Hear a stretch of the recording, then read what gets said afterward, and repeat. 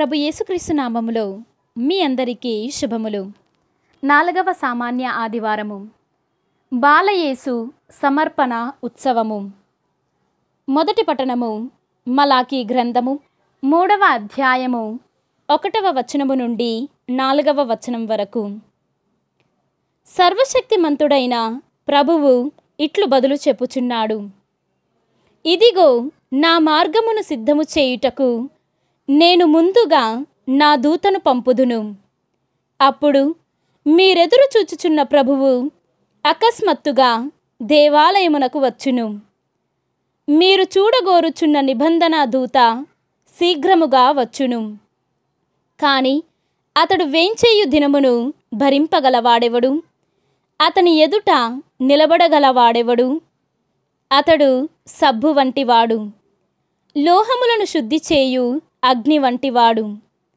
అతడు వెండిని పుటము వేసి శుద్ధి చేయువాని వలె వచ్చి తీర్పు చెప్పును. లోహకారుడు వెండి బంగారములను పుటము వేసినట్లే ప్రభువు దూత యాజకులను శుద్ధి చేయును. అందువలన వారతనికి యోగ్యమైన బలిని అర్పింతురు.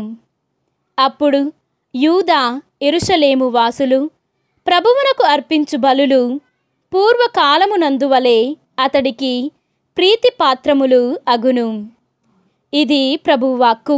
సర్వేశ్వరునికి వందనములు. 2వ పఠనము హెబ్రీయులకు రాయబడిన లేఖ 2వ అధ్యాయము 14వ వచనము నుండి 18వ వచనం వరకు.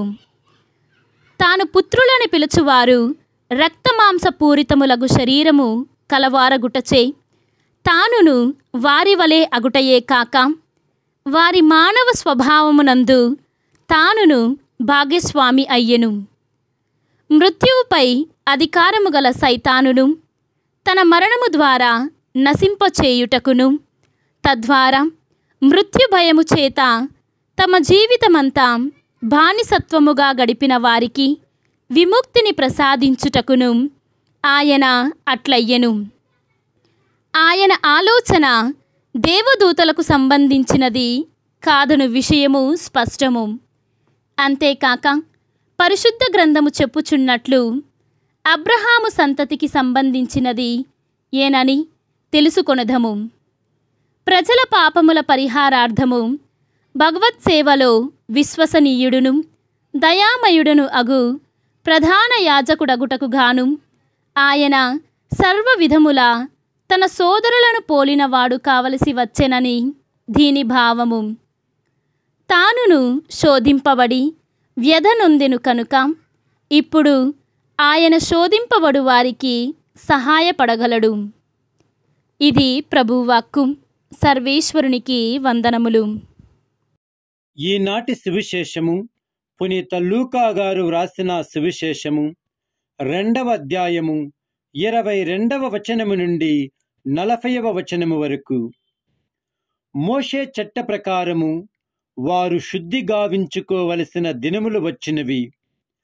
ప్రతి తొలుచూలు మగబిడ్డ దేవునికి అర్పింపబడవలయును అని ప్రభువు ధర్మశాస్త్రములో వ్రాయబడి ఉన్నట్లు మరియమ్మ యోసేపులు బాలుని యెరూషలేమునకు తీసుకొని పోయిరి. చట్ట ప్రకారము 1 జత గువ్వలనైనా 2 పావురపు పిల్లలనైనా బలి సమర్పణ చేయుటకు అచ్చటకు వెళ్ళిరి. ఆ సమయములో యెరూషలేములో సిమియోను అను నీతిమంతుడైన దైవభక్తుడు ఉండెను. అతడు ఇశ్రాయేలు ఓదార్పునకై నిరీక్షించుచుండెను. పవిత్రాత్మ అతని యందు ఉండెను. ప్రభువు వాగ్దానము చేసిన క్రీస్తును చూచు వరకు అతడు మరణింపడని అతనికి పవిత్రాత్మ తెలియచేసెను. పవిత్రాత్మ ప్రేరణచే అతడు అప్పుడు దేవాలయములోనికి వచ్చెను. తల్లిదండ్రులు ఆచార విధులు నిర్వర్తించుటకు బాలయేసును లోనికి తీసుకొని రాగా సిమియోను ఆ బాలుని తన హస్తములోనికి తీసుకొని దేవుణ్ణి ఇట్లు స్తుతించెను: ప్రభు, నీ మాట ప్రకారము ఈ దాసుని ఇక సమాధానముతో నిష్క్రమింపనిమ్ము. ఏలన నా కనులతో నీ రక్షణమును చూచియుంటిని.